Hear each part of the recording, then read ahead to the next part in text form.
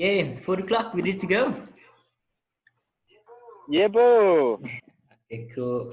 Welcome everyone to our very first digital online workshop. Thank you all for joining us. This is our first attempt at going digital, obviously in light of the current lockdown regulations. And hopefully this is the first of many online workshops where we'll be unbundling a lot of our standard in-person workshops, breaking them up into smaller pieces and hosting them on a more regular, frequent basis. So please be with us for this first one. We're obviously learning and this is our first run. Please provide as much feedback as you can, anything that we can improve for the next ones. And yeah, just thank you once again for joining us. My name is Imran Samuels. This is my colleague and business partner, Josh Puthitter. He's going to be facilitating the workshop. And yeah, we run a company called Guerilla House, which our main offerings is education on sustainability in the urban space, and we also do design consulting for people.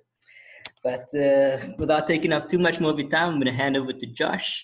You guys have any technical challenges or anything like that, I'm monitoring the chat room, so please let me know as soon as anything comes up. Cool, over to you, Josh. Cool. Okay, just doing a quick check that my audio is all good. Just go like that. Cool. Okay. So welcome everyone to our very first online workshop. As Imran said, we are definitely going to be producing a lot more online content and online workshops. But this is our very first one. We're also using the free platform on Zoom. So we do only have about 40 minutes. So hopefully it doesn't kick us out and we manage to complete this workshop. Cool. So this very first workshop, we're going to be focusing on fermentation, specifically kimchi, sauerkraut, and the very basic principles of lactose fermentation. I think people are going to be joining in. There might be a real problem with people receiving the link and whatnot, so we will also be sending the recipe and some other additional references and information, just so that as well, in case you do not have the ingredients here with you today, you can watch the video, or there is a record option on Zoom to record this video and then watch it at a later stage, or just so that you can see the practical know-how and how to do everything, and then you can make it afterwards. Cool. Okay, and then just another logistic as well. Imran has probably muted everyone, but also you can click on my screen. There should be about 3 dots. You can click on pin video, just to make sure that mine will be the only video that's pinned on your Zoom. Okay, so why have we done this workshop specifically on fermentation? The world is at a standstill at the moment. We've got a global crisis. And one of the biggest things that is coming into question is everyone's immune system. When we do present these workshops, we're not proving any cures or presenting any research. It is just work that we have done. We have done a lot of research, a lot of scientific research into this, and read a lot of papers on this as well. But we are also just trying to give helpful tips and information on anything about sustainability, homesteading, and a bit of urban resilience as well. So this workshop is very important to me because I've been doing cement for a couple of years now, and I can tell you on a first-hand basis that I've definitely seen a change in personally my immune system, my general well-being, and even my mood has changed when eating fermentation, right? So what is fermentation? A lot of people will regard fermentations as anything that happens in an anaerobic or without oxygen. But for me, fermentation is the transformative action of microorganisms, where they are able to convert these food sources into something that is nutritional, something that is very healthy, something that is delicious. And once again, one of the biggest reasons why we are doing this workshop is because it is just so easy to make fermentation. When I go to the shop to go buy fermentations, a lot of the time it is very, very expensive, or a lot of the ferments have been pasteurized or sterilized, and so the microorganism goodness that you want inside the fermentation is kind of void. And so that's a big reason why we do it, is so that you know that you are eating something full of beneficial microorganisms. So in terms of lacto-fermentations or lacto-veg fermentation refers to the fermentation of vegetables with a specific family of bacteria called lactobacilli, right? Lactobacilli has nothing to do with milk. A lot of people think that lacto-fermented veggies or lacto-ferments have specifically have to do with dairy. The reason why it's called lacto-ferment is that the scientists at the time who discovered lactobacilli and the different species of lactobacillus, they found it on milk. So that's why it is called lacto-fermentation.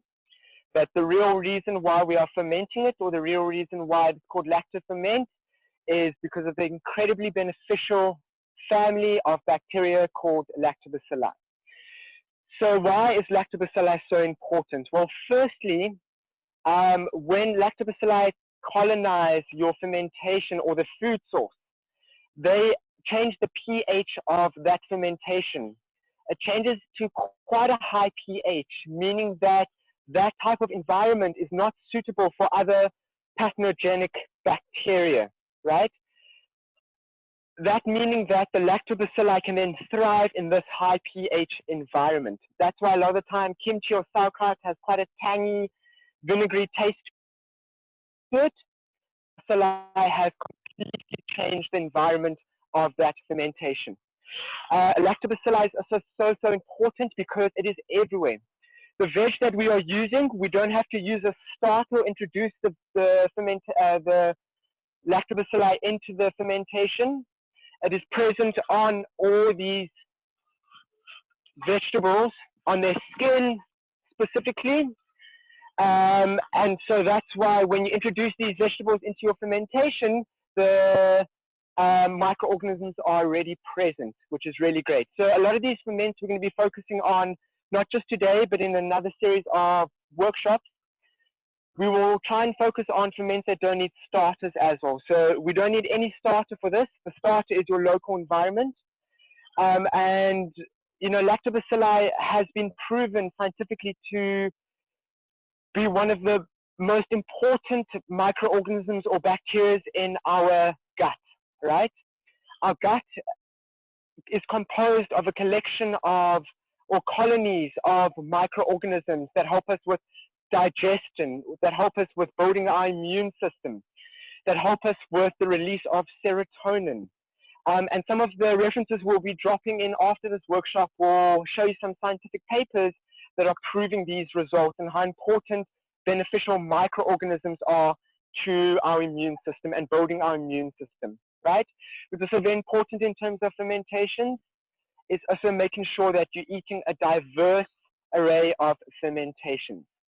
We're going to be showing you a couple of ferments today, but these techniques that are using, you can use it on a variety of different vegetables. Cool. Okay. So another very interesting fact about microorganisms, which they've discovered, is that we have about 10 times more microorganisms on our body and inside our body compared to human cells, right? And that always brings up the question, are we more human or are we more microbial? And that for me is once again such a clear indicator of why we need to be eating so many ferments and a diversity of ferments as well. So what we're going to be doing today is making some sauerkraut and kimchi. I made this a couple of days ago. I'm trying to make 3 different types of ferments every day. Kind of a bit of a lockdown activity that I'm trying to do, and also focus on fermentations I've never worked with before. The ferments we're going to work with today, the lacto-veg fermentations, you don't need any starter. All you're going to need for that is your vegetables, example, cabbage. The main ingredient we're going to be using is salt, right? The reason we are using salt is firstly because of it changes the pH or the acidity of the fermentation as a whole, meaning that only the lactobacilli can thrive in that environment. So salt is an incredible preservative. It also keeps the veggies a bit crunchier as well. Depending on what vegetables you're going to be using in lactose fermented veggies, sometimes it becomes a bit mushier, sometimes it becomes a bit crunchier.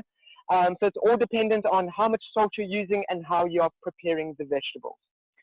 Okay, so the first thing is salt. When I try and choose salt, I try and go for Himalayan salt, or I try and choose any salt that doesn't have any preservatives or has been bleached.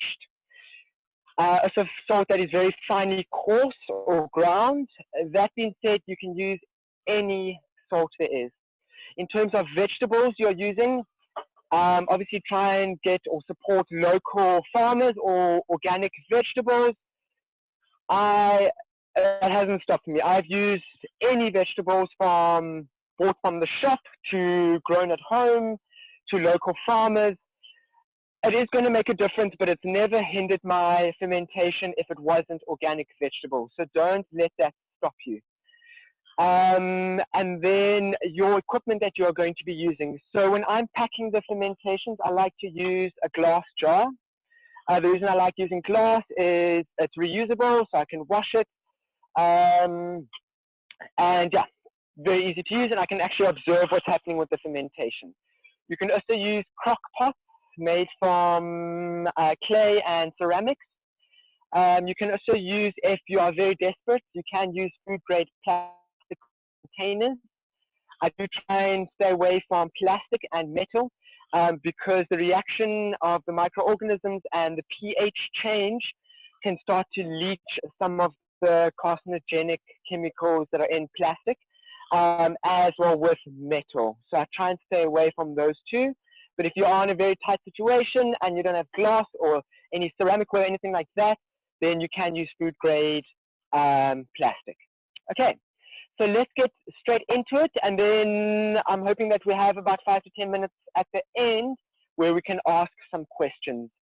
We will also be available on email to cover any questions that you do have as well. But because this is a 40-minute workshop, we want to try and get everything into it as possible. Okay, so first we're starting with sauerkraut. Sauerkraut I love because it is tasty and it is probably one of the most easiest of ferments to start with. All we're going to need for making a sauerkraut is a cabbage. I try and chop up the cabbage to quite a shredded degree. Depending on how much you chop it up, or also depending on how mushy it is in the end. You can use a food processor if you want to, a blender. I just chop it up with a knife. You can use a grater or even a type of peeler. It's all dependent on your variety or your choice, right? And with a lot of these fermentations, when it comes to the spices or the flavors or the vegetables added, that is all dependent on your choice, your preference of taste and flavor. And it's very important to experiment as well, and also use what you have locally available. I don't want you to go and source the most expensive, exclusive ingredients just to try and replicate certain recipes as well. Start with what is locally available, and then you can build upon your experiences as well. Okay, so when we're making sauerkraut, the first thing we're going to do is chop up the cabbage. I've used half a large head of cabbage over here. I've chopped it up quite finely. What I'm then going to do is add some salt, right? The reason I'm adding salt is firstly to draw out the moisture that's left in the cabbage leaves. Any moisture that's kind of stuck behind in your vegetables will also attract unwanted bacteria and mold, and that's not what we want, right? I will also cover safety and mold growing and pathogenic bacteria that are growing in your fermentations and what you can do. But right now we're going to be adding salt. The amount of salt, once again, I've done so much research, I've done so many different ferments with salt, and it isn't a proven ratio. There isn't an exact ratio that you have to use, right? I normally use about 1 tablespoon of coarsely ground salt to one head of cabbage, one large head of cabbage, right? So which means if I've cut up half over here, I'm going to be using half a tablespoon. If a tablespoon is 15 mils, you're using 7.5 mils of salt onto that. So what I'm going to do is get a tablespoon, get about half. I'm going to sprinkle it over. Okay, I'm just going to move some stuff so that you guys can see.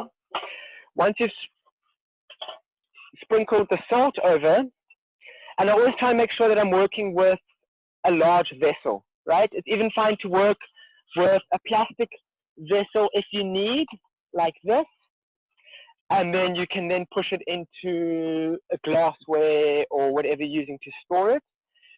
But I like to work with a nice vessel. It helps with mess, firstly, because some ferments can get quite messy. And then just makes it easier to see what I'm doing. So what I'm doing next is I am starting to work through this cabbage. I've sprinkled the salt on. I'm starting to work through the cabbage. Spread the salt evenly, and I'm starting to help it draw out moisture.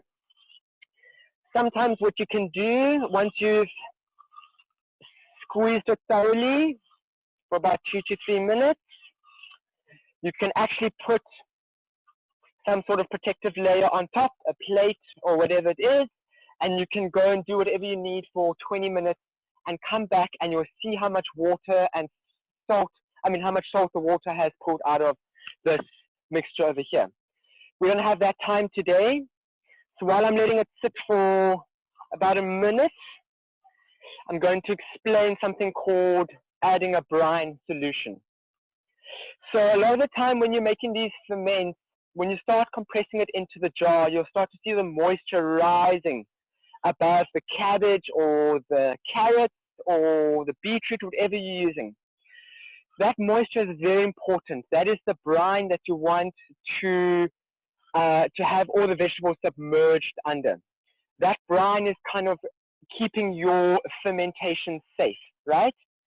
So as soon as the vegetables are poking through that brine and are making contact with oxygen, that then allows for mold and unwanted bacterial growth. So if you are busy stuffing your jars and you realize that you do not have enough brine or not enough water is rising above to submerge your cabbage, then you can make a brine solution. A brine solution is also very good if you're using whole vegetables, right? We're using shredded, which helps to draw out the moisture because you're increasing the surface area. But if you're using whole vegetables, then you can make a brine solution to cover the vegetables in. For this mixture over here, when I'm doing sauerkraut and kimchi, I normally add about 1 tablespoon of salt to 1 liter of water. I try and use spring water or river water or anything that hasn't been chlorinated, because chlorine can then kill the beneficial microbes. That being said, you can also boil your water. And worst case scenario, I've used tap water many times and it still works. Just to show you the resilience of the beneficial microbes that we're working with, even chlorinated tap water doesn't stop them. So once I've have my water, I add about 1 tablespoon of salt. I put it in, I mix it around to make sure that it is fully dissolved.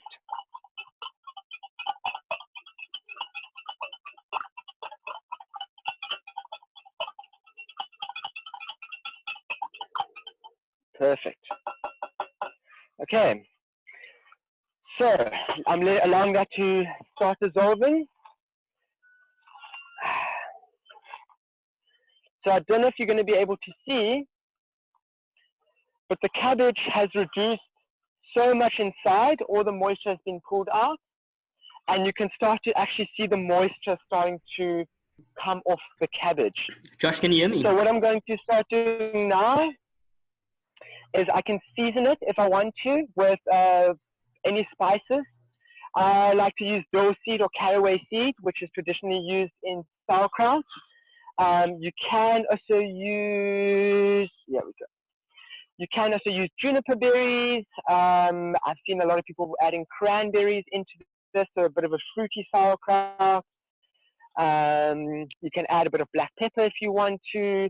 Once again, it's all up to your experimentation of making these fermentations and what flavors you prefer. So what I'm going to do to half a head of cabbage, I'll add about a tablespoon of the dill seeds.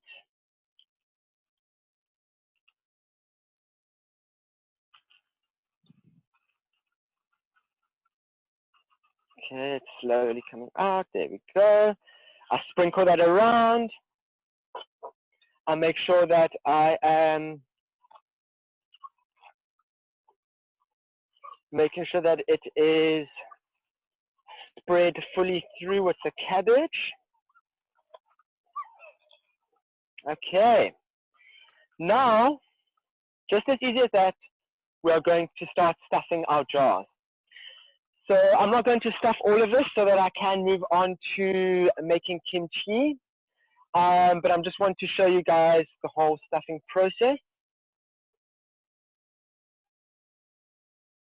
So it's very important. I wash my hands with soap thoroughly before I started my fermentations, and I will wash my hands afterwards. Some people like to wear latex gloves as well, just to make sure things are hygiene and sterile. But I'm making sure that even just a really good soap, well, handmade soap that we are making, is good enough just to make sure that there's no harmful bacteria or microorganisms on my hands that I'm going to be introducing to this fermentation. So very important that you are going to compress it so much that there are no air gaps, right? There's still a lot of air gaps over here. So what I'm going to do is get a wooden spoon, or sometimes you can use your hand. I've sometimes used the back of a carrot as well. And I'm going to use this wooden spoon to make sure that there are no air gaps at all. And as I'm doing that, the moisture starts to rise. And if you have air gaps, what that is meaning is that the fermentation is coming into contact with oxygen and then will allow for unwanted bacteria to grow. Most of the time, I do end up using my hand when making fermentations at home, especially if I have cleaned my hands. It's much easier to compress everything. There are things called kraut stompers. So in a lot of places we're making sauerkraut quite often, you can buy a kraut stomper to help compress the sauerkraut.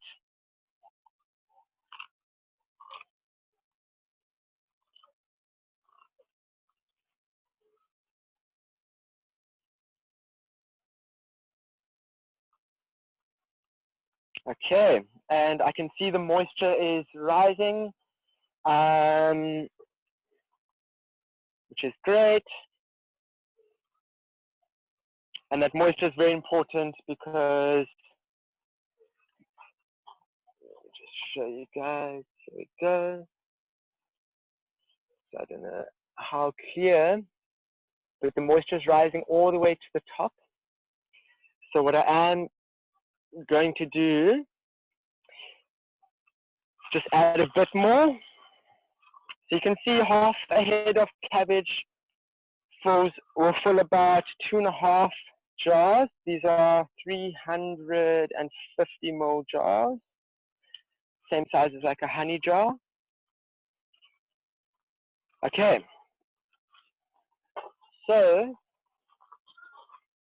don't know how good the lighting is to see the moisture, but what I am going to do is just top it up to make sure that everything is submerged in this brine solution. Making sure that everything is submerged in the brine solution allows us to make sure that there aren't any unwanted bacteria because what we are aiming for here is a very salty environment for the lactobacillus or bacilli families to thrive. Also very important is the lactobacilli family of bacteria. There's different types of, or different species or strains of lactobacilli. So some will start in the earlier part of the fermentation, and then some will come in at a later stage. One of those that comes in at a later stage will actually release something called lactic acid. Lactic acid is very important to ensuring that this fermentation is in a suitable environment for the other lactobacilli. Lactic acid is very, very beneficial for us. And once again, allowing or not allowing for any unwanted bacterial growth.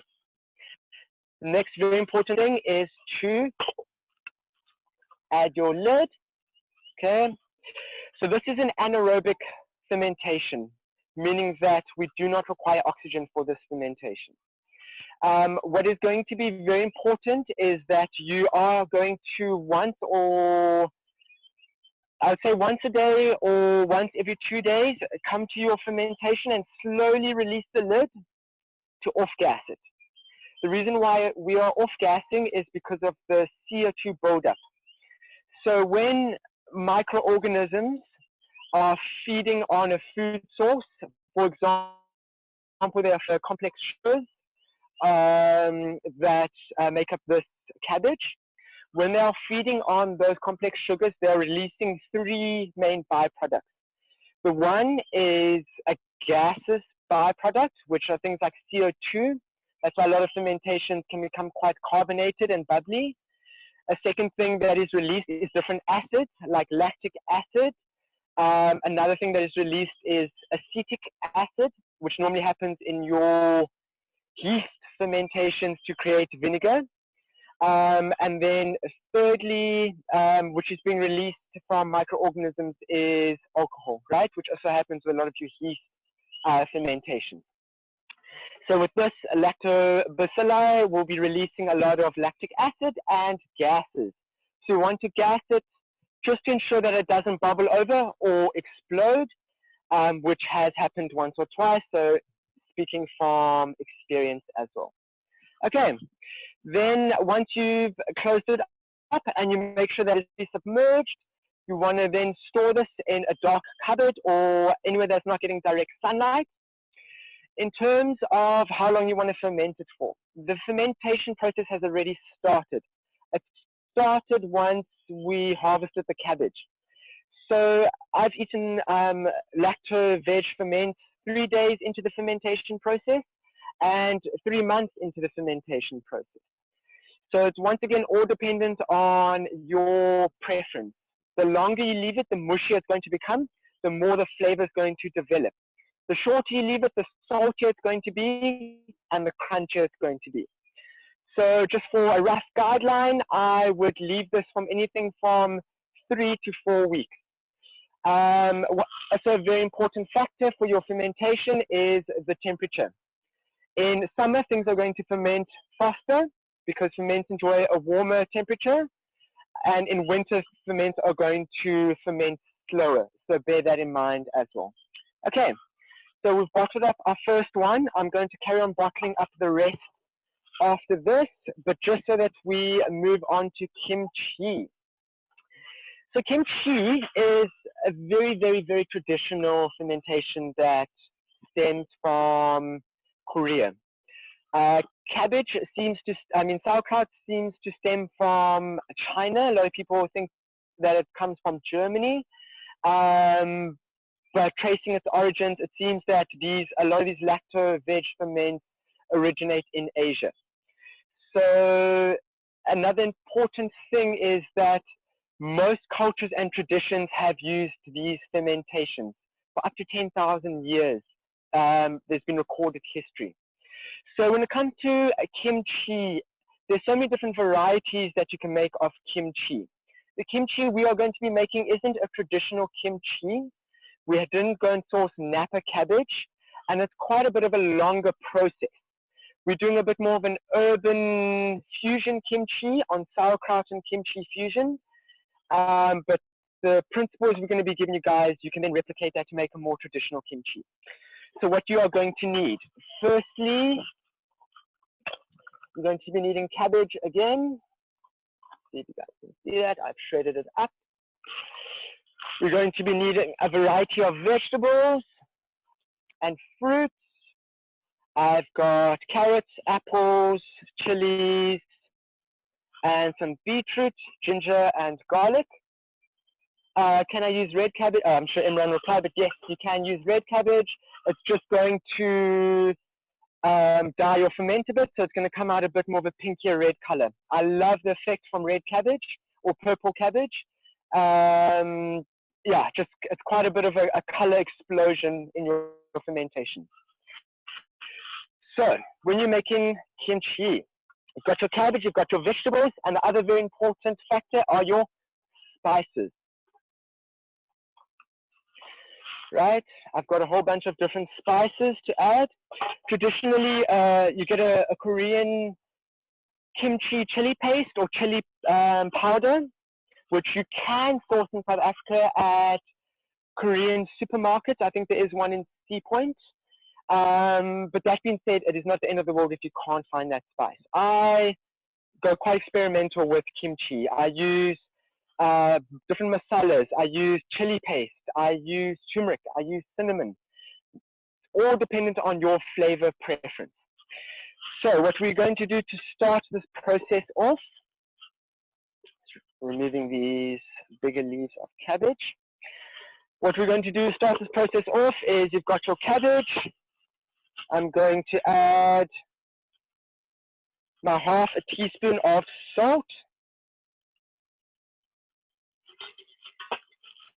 I'm going to mix that in.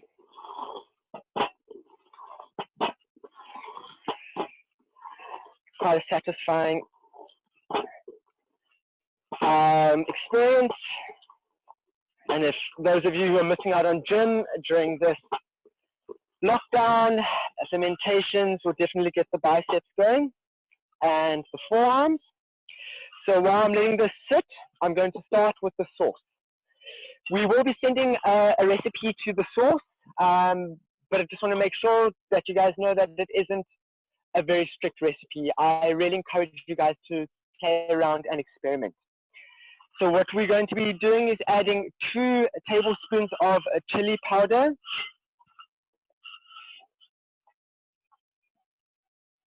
One, 2. That means that this is going to be quite a hot fermentation.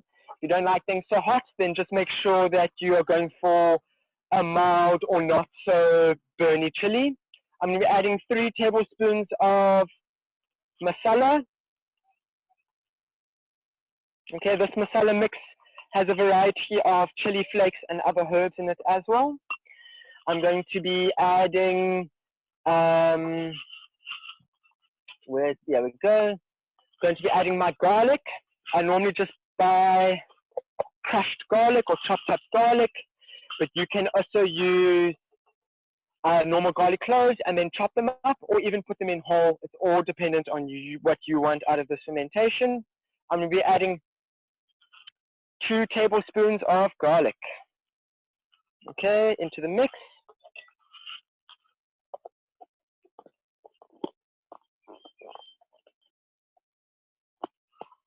Okay, and then I'm going to be adding some ginger. There we go. I've got my very small grater. I'm going to grate about 1 tablespoon to 2 tablespoons of ginger just to give it a bit more fieriness to the fermentation. Ginger is such an incredible anti-inflammatory herb. So when you are making these fermentations as well, the different herbs and spices you are adding into there also creates and makes this fermentation a bit of a superfood. Okay, I've added that in. Next, I'm going to add, so in terms of the amount of water you are adding, it's not exact recipe once again. I like to go for quite a pasty consistency, which I then will mix with the cabbage. Some people prefer a bit more of a watery solution so that it is covered by this sauce over here. So for what I've used over here, I'm going to be adding about 500 mils of water. I'm doing it by eye. There we go. Okay, I like, here we go, using a wooden spoon. Mixing everything together. It's just quite a challenge because normally our fermentation workshops are a couple hours long. So I'm trying to cover as much as I can. Okay, if some of you have noticed, this brine solution has salt in it, which is okay. Just means that this kimchi is going to be a bit saltier. I've now added that into there. Then my next thing I'm going to be doing is just adding some chopped up onions, which are here. Onion is also very great in flavor for this kimchi. I'm going to be quickly chopping up this carrot. I'm chopping it up into about 1/2 centimeter pieces. You can grate it as well, which will make it a bit mushier in the ferment, but I quite like the crunchiness of the cabbage, of the carrot. So that's 1, 2.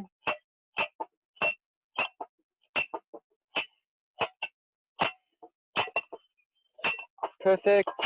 Add that in. Okay. I'm just going to be doing 1 apple now so that we can, but you can add apples, you can add raisins, you can add cranberries, you can add pear. I know a lot of traditional kimchi recipes have pear added in them. Fruits are really good contrasting flavor in your fermentations, and the sugars in the fruit also offer some fruit source to the microorganisms. Okay, chopping up the apple. Just make sure that whatever vegetables you are using or chopping up, that it can fit into the jars. Often I've left cabbage too whole. Okay, now that I've added all of that, I've added ginger, I've added garlic. I'm then going to give it a really nice mixing. Okay, sorry guys that our Zoom meeting ended, so we didn't manage to finish the kimchi process. There's about 2 more minutes just to finish the process. So once you've mixed in all the spices and the goodness, you can see the color that comes out of that. You can actually add a bit more sauce if you want to really pull out and create such beautiful colors. But what we are going to do is just, so I can show you guys the stuffing process. So I'm going to get a nice clean jar, get this over here.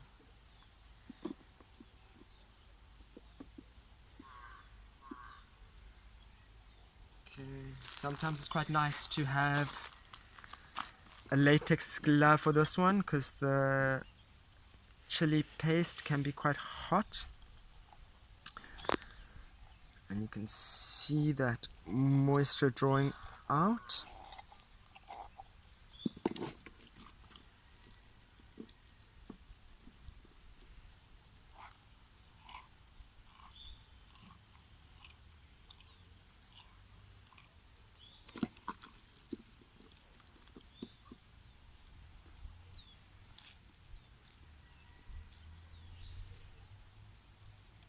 Okay, and then for that isn't fully covered, I'm just going to top it off with some brine water. There we go. And then I'm going to get a lid.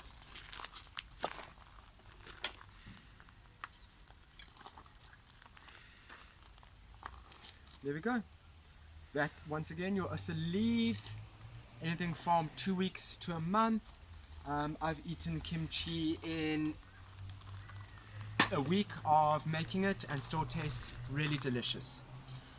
The last thing is that if there is any molds or unwanted bacteria that are growing on here, the way that you'll know is you'll open it up and you will see that there will be mold growing on the top where that surface is making contact with oxygen. There's a couple of things you can do with that. If you're very cautious, it's okay to just throw it out and start again. In my experience, if the mold is just growing on the top and has not contaminated any other parts of the fermentation, it's already a stable enough environment. So what you can do is actually scrape off that mold, making sure that you're getting all of it, and then close it up. You can add a bit more brine and then let it carry on fermenting as well. Just make sure that you are cleaning all your equipment before and afterwards. And then another very important part is that you are off-gassing your jars because it will leak, or there is an opportunity for it to explode as well. Then lastly, in terms of fermentations and lacto-veg fermentations, go crazy with experimenting. There's so many different flavors and varieties. You can make your own pickles, you can ferment beetroot, you can ferment carrots, what I've done over here is I fermented broccoli hearts, the part of broccoli that no one eats. I fermented it with some chili, bay leaf and cardamom and a bit of cinnamon. So there's so much you can do with fermentation as well, and it's always about experimenting, having fun. But it's just start off slow. Start off with these easy fermentations where you can gain a grip on what you are doing and you can monitor what you're doing as well. Also very important that you label. The label must include the ingredients that you're using and the date that you have done that fermentation, so you know how long it has been fermenting as well. Cool, well thank you so much guys. Really sorry once again for the Zoom ending. I will as well try and send through as many recipes and references, and hopefully you guys will join us at our next workshop. Adios!